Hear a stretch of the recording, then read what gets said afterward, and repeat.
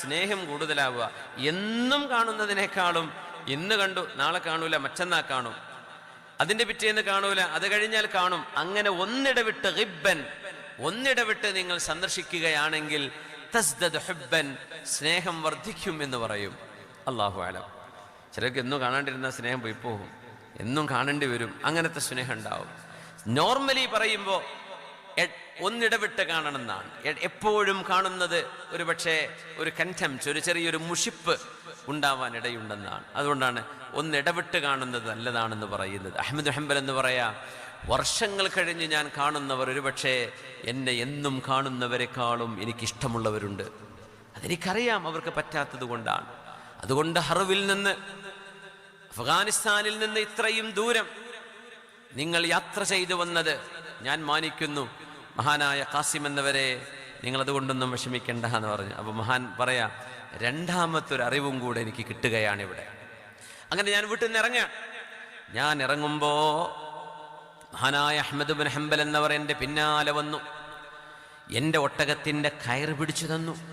ഞാൻ ചവിട്ടി കയറുന്ന ആ ചവിട്ടി എനിക്ക് വേണ്ടി പിടിച്ചു തന്നു. എന്നിട്ട് പറഞ്ഞു, കയറിക്കോളൂ എന്ന് പറഞ്ഞു. ആര്?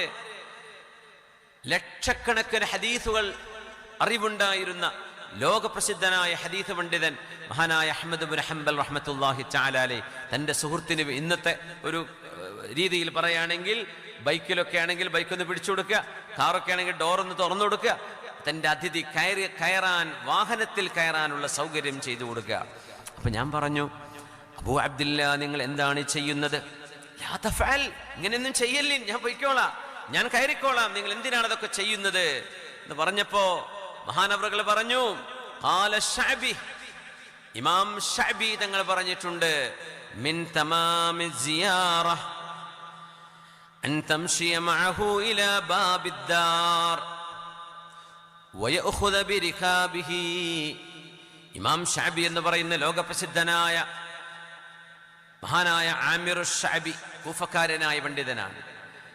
ആമിർ ശഅബി, ആമിർ ബിൻ ഷറാഹീൽ അൽ കൂഫി, കൂഫക്കാരനായ ലോകപ്രസിദ്ധനായ ആലിം.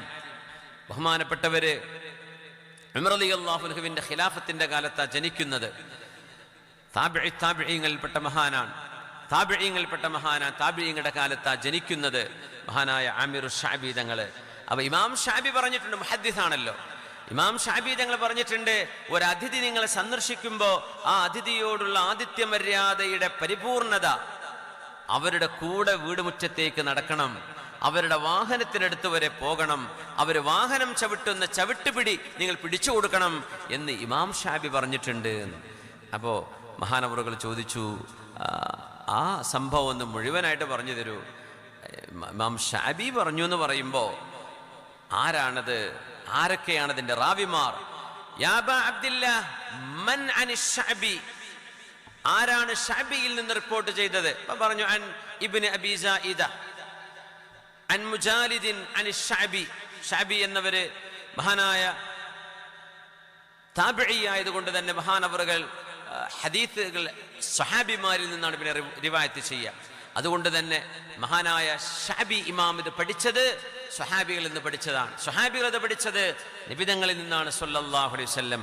അതുകൊണ്ട് അൻ ഇബ്നു അബി സായിദ അൻ മുജാലിദിൻ അൻ ശഅബി, മഹാനായ ശഅബി ഇമാം ഇങ്ങനെ പറഞ്ഞിട്ടുണ്ട്. പറഞ്ഞു, ഹാദിഹി സാലിസ, 3 മസ്അലകൾ ഒരു മഹാനെ ചെന്ന് കണ്ടപ്പോൾ ഞാൻ പഠിച്ചു എന്ന് പറയുകയാണ്.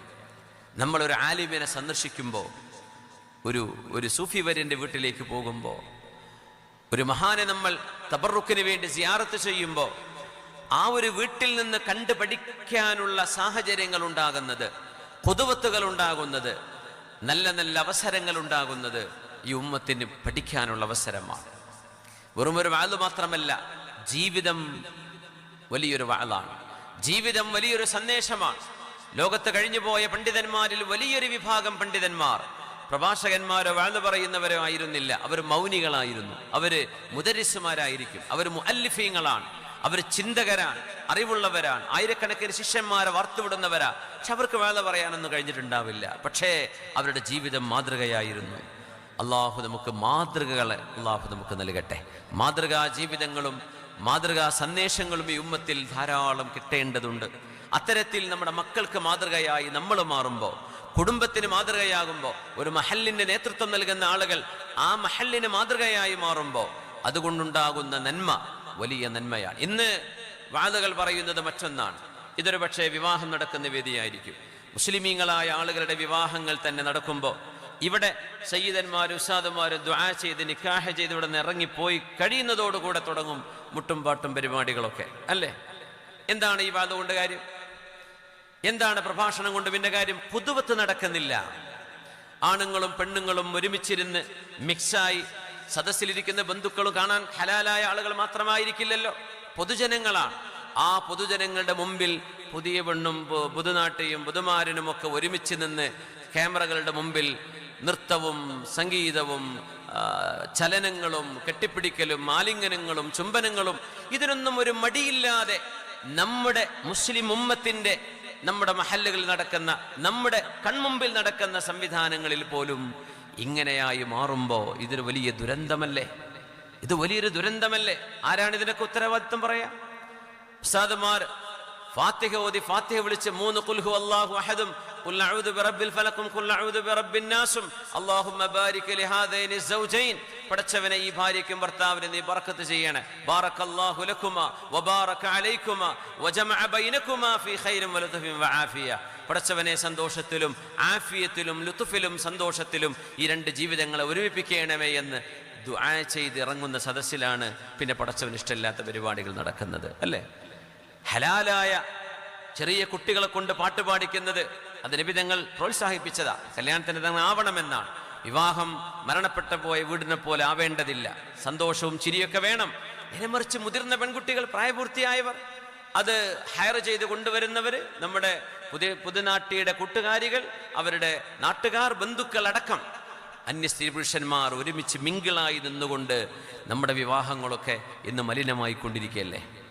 ഇത് സമൂഹത്തിൽ നിന്ന് പറയുമ്പോൾ മഹല്ലുകൾക്ക് തീരുമാനമെടുക്കാൻ കഴിയണം. മഹല്ല് സംവിധാനങ്ങൾക്ക് ഇതിന് നിയന്ത്രണം കൊണ്ടുവരാൻ കഴിയണം. മാതൃകകൾ നമ്മുടെ സമൂഹത്തിൽ നഷ്ടപ്പെട്ടുകൊണ്ടിരിക്കുകയാണ്. ഇതിങ്ങനെ തുടർന്നാൽ കാലാകാലങ്ങളിൽ ഇത് കൂടുകയല്ലേ പിന്നെ ചെയ്യുന്നത്? കുറയോ? ഒരിക്കലും കുറയില്ല. അതുകൊണ്ട് അനാചാരങ്ങൾ അള്ളാഹു പരിശുദ്ധമാക്കിയ നിക്കാഹിന്റെ സദസ്സുകളിൽ പോലും ഇന്ന് കണ്ടുകൊണ്ടിരിക്കുകയാണ്. അതുകൊണ്ട് ഈ ഉമ്മത്ത് ജാഗരൂകരാകണം. ഇന്ന മിനന്നാസി മഫാതീഹ ലിൽ ഖൈരി മഗാലീഖ ലിശ്ശർ. റസൂലുള്ളാഹി സ്വല്ലല്ലാഹു അലൈഹി വസല്ലം തങ്ങൾ പറയുന്നു, അനസ് ഇബ്നു മാലിക് റളിയല്ലാഹു തആല അൻഹു റിപ്പോർട്ട് ചെയ്ത ഇബ്നു മാജ തങ്ങൾ ഉദ്ധരിക്കുന്ന ഹദീസ്, ഇന്ന മിനന്നാസി, ജനങ്ങളിൽ ഒരു വിഭാഗം ആളുകൾ, മഫാതീഹ ലിൽ ഖൈർ, നന്മയുടെ താക്കോലുകളാണ്, മഗാലീഖ ലിശ്ശർ, ഷർറിന്റെ പൂട്ടുകളാണ്.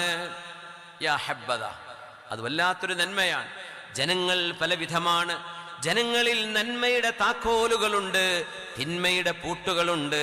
വഇന്ന മിനന്നാസ്, എന്നാൽ ജനങ്ങളിൽ മറ്റൊരു വിഭാഗം മഫാതീഹുൽ ശർ, ഷർറിന്റെ താക്കോലുകളുണ്ട്. മഗാലീഖുൽ ഖൈർ, നന്മകളെ അടച്ചു പൂട്ടുന്നവരുണ്ട്, നന്മകൾക്ക് പൂട്ടിടുന്നവരുണ്ട്, തിന്മകളെ തുറന്നുവിടുന്നവരുണ്ട്. ഫതൂബാ ലിമൻ ജഅലല്ലാഹു മഫാതീഹൽ ഖൈരി അലാ യദൈഹി, ആരുടെയെങ്കിലും കരങ്ങളാൽ നന്മയുടെ താക്കോലുകൾ അള്ളാഹു നൽകിയിട്ടുണ്ടെങ്കിൽ അവരുടെ ഒരു ഭാഗ്യമേ, അവരുടെ ഒരു സൗഭാഗ്യമേ, അവർക്ക് അള്ളാഹു നൽകുന്ന പ്രതിഫലങ്ങൾ എത്രയാണ്.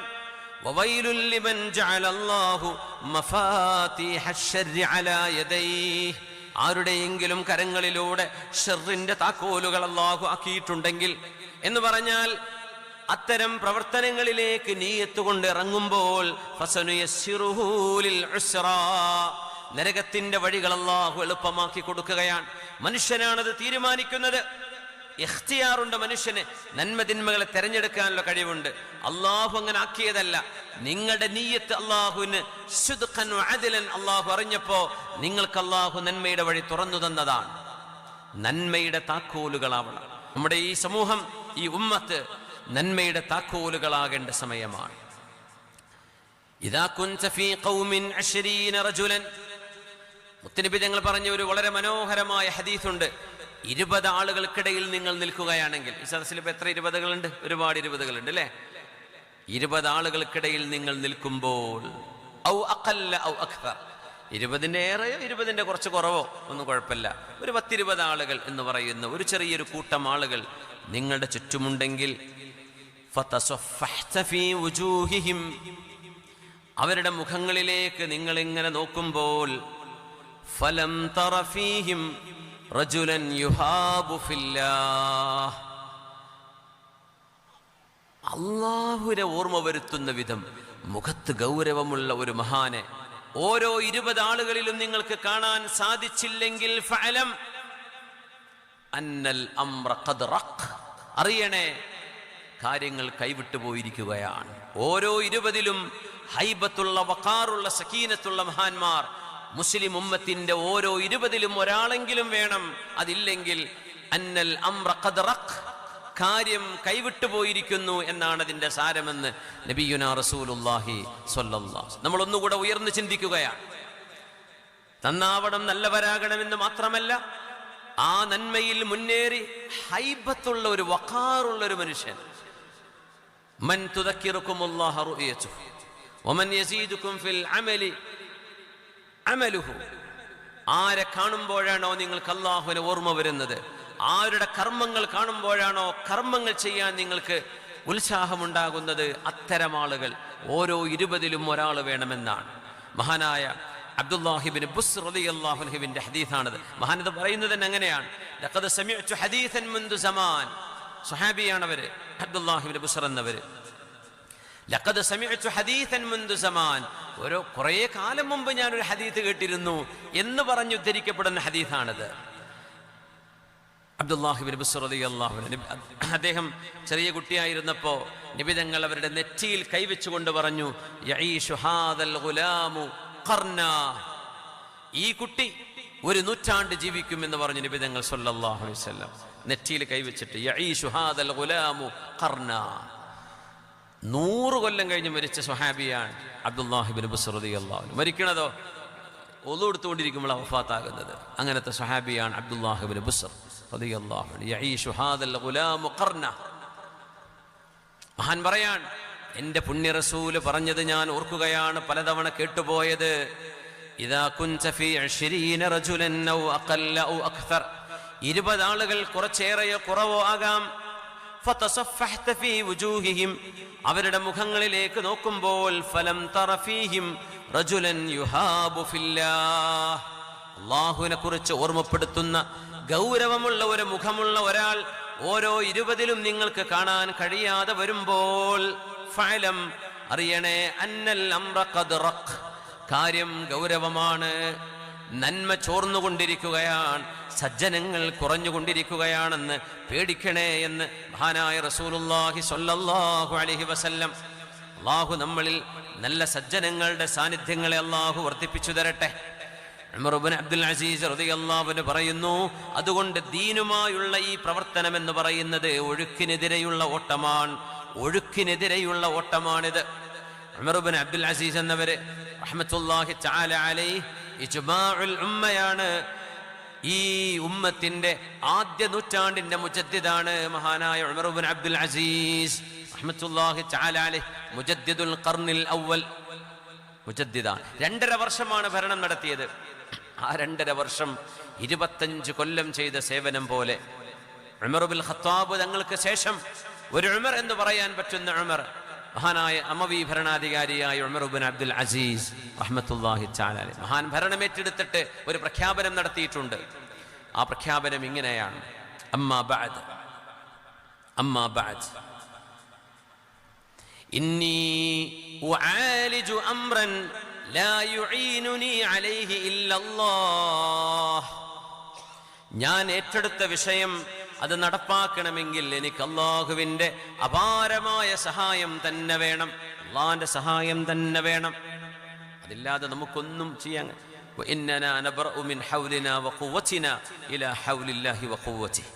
നമ്മുടെ ഒരു കഴിവൊന്നുമല്ല നമ്മൾ ചെയ്തുകൊണ്ടിരിക്കുന്ന പ്രവർത്തനങ്ങളൊന്നും, അള്ളാഹു ചെയ്യുന്ന തൗഫീഖുകളാണ്. ഇതൊക്കെ അള്ളാഹു ഇങ്ങനെ ഒഴുക്കുകയാണ്.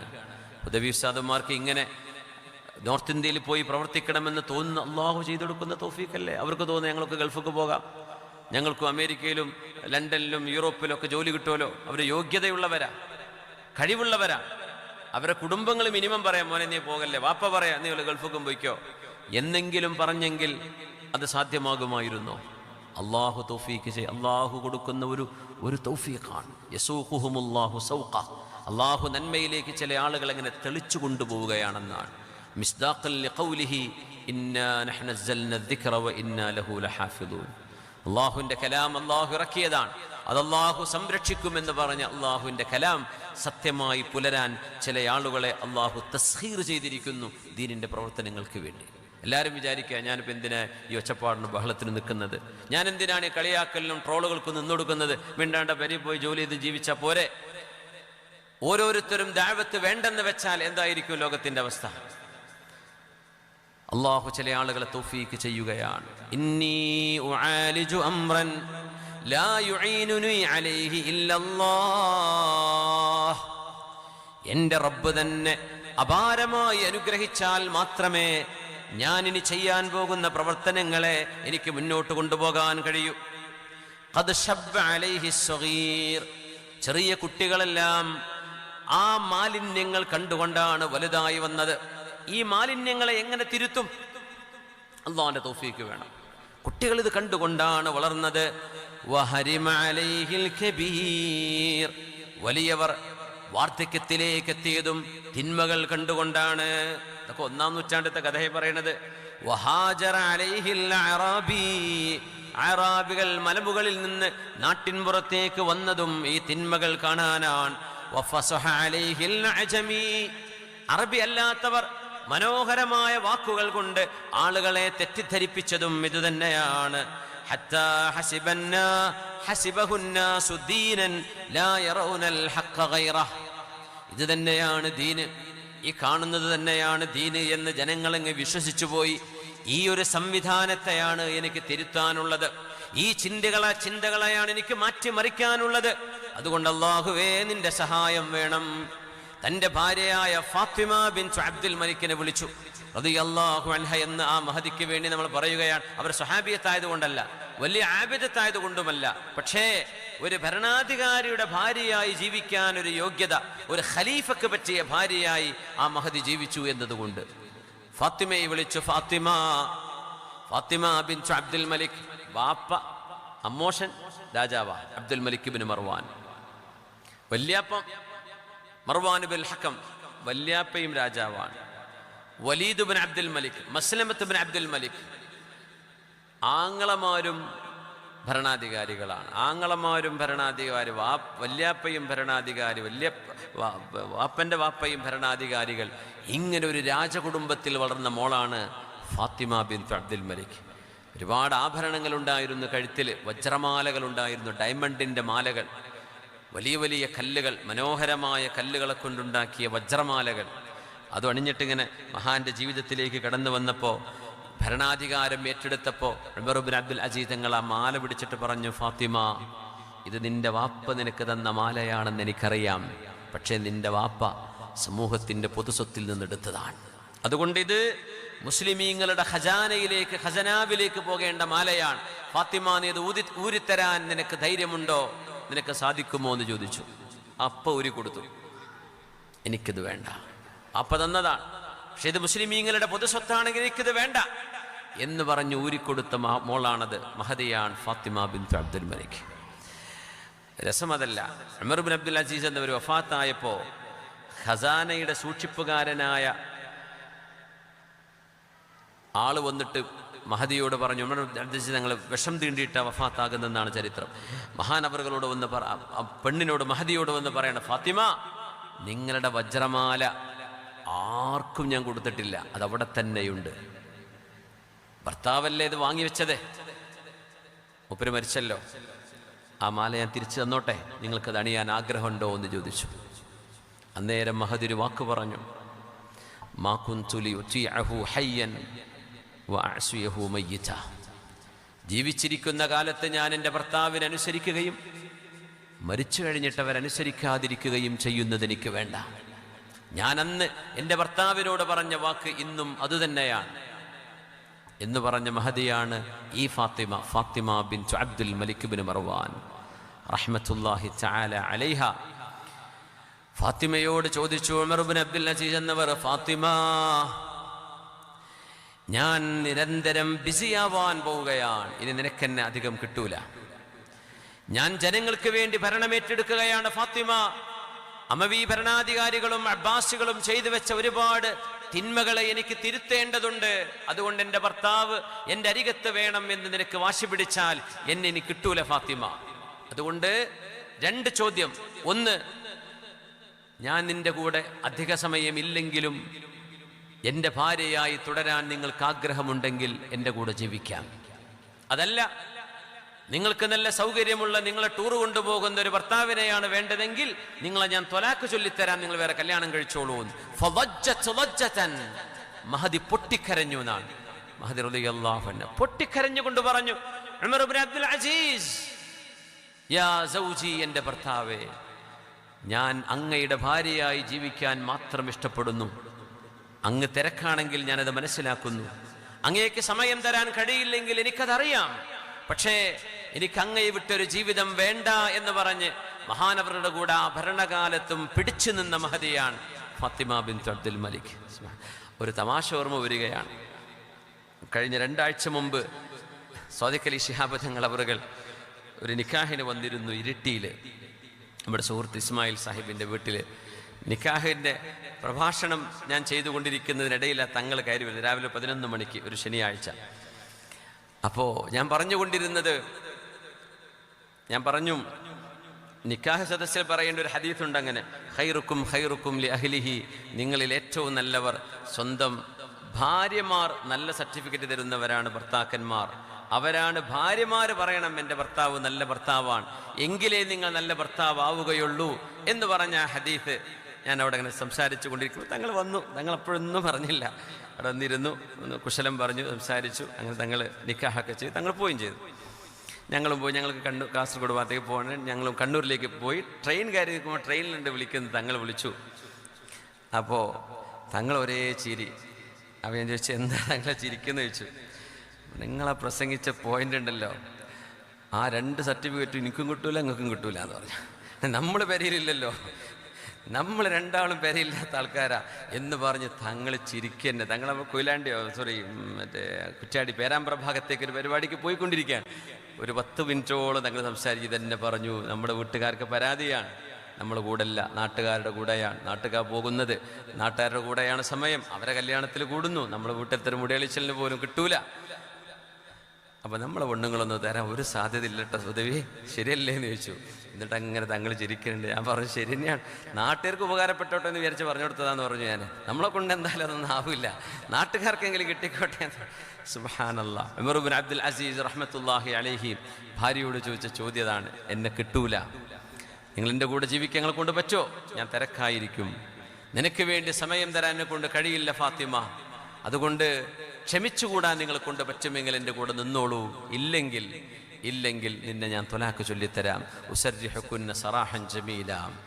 ലജ്ജത്ത് ലജ്ജതൻ, വാവിട്ട് നിലവിളിച്ചു കരഞ്ഞു നാൻ. മഹദിക്കത് താങ്ങാൻ കഴിഞ്ഞില്ല റളിയല്ലാഹു തആല അൻഹ. ഉമർ ഇബ്നു അബ്ദുൽ അസീസ് തങ്ങൾ പറഞ്ഞ വാക്കിലേക്ക് തിരിച്ചു വരികയാണ്. ഇന്നി ഉആലിജു അംറൻ ലാ യുഈനുനി അലൈഹി ഇല്ലല്ലാഹ്. അതുകൊണ്ട് പൊതുസമൂഹത്തിൻ്റെ അവസ്ഥകൾ, മയക്കുമരുന്നിൻ്റെയും ലഹരിയുടെയും കഥകളിലേക്കൊന്നും ഞാൻ പോവല്ല. അടിച്ചു കൊല്ലുന്നതും തല്ലിക്കൊല്ലുന്നതും ഞെരിച്ചു കൊല്ലുന്നതും, കൊലപാതകം ചെയ്തിട്ടൊരു കണ്ണുനീര് പോലും, ഒരു പശ്ചാത്താപം പോലും തോന്നാതെ കോടതിക്ക് മുമ്പിലോ നിയമപാലകർക്ക് മുമ്പിൽ വരുമ്പോൾ ഒരു പാറ്റയെ കൊന്ന ലാഘവത്തോടുകൂടെ സ്വന്തം ബന്ധുക്കളെ മാതാപിതാക്കളെ കൊന്നിട്ട് നിർനിമേഷനായി നിന്ന് സംസാരിക്കാൻ കഴിയുന്ന വളരെ നിർജീവമായ ഒരു സംസ്കാരങ്ങളിലേക്ക്, വളരെ വേദനാജനകമായ അവസ്ഥയിലേക്ക് നമ്മുടെ നാട് നീങ്ങിക്കൊണ്ടിരിക്കുമ്പോൾ അല്ലാഹുവേ, അല്ലാഹുമ്മ അസ്ലിഹ് അഹ്വാലന ഇലാ അസ്ലഹിൽ ഹാൽ. പടച്ചവനെ, ഞങ്ങളുടെ സമൂഹത്തിൻ്റെ, ഞങ്ങളുടെ ചുറ്റുപാടുകളെ, ഞങ്ങളുടെ നാടിനെ, ഞങ്ങളുടെ സംസ്കാരത്തെ, ഞങ്ങളുടെ ചുറ്റുപാടുകളെ അല്ലാഹു ഏറ്റവും നല്ലൊരു സംസ്കാരത്തിലേക്ക് നീ ആക്കിത്തരണേ പടച്ചവനെ.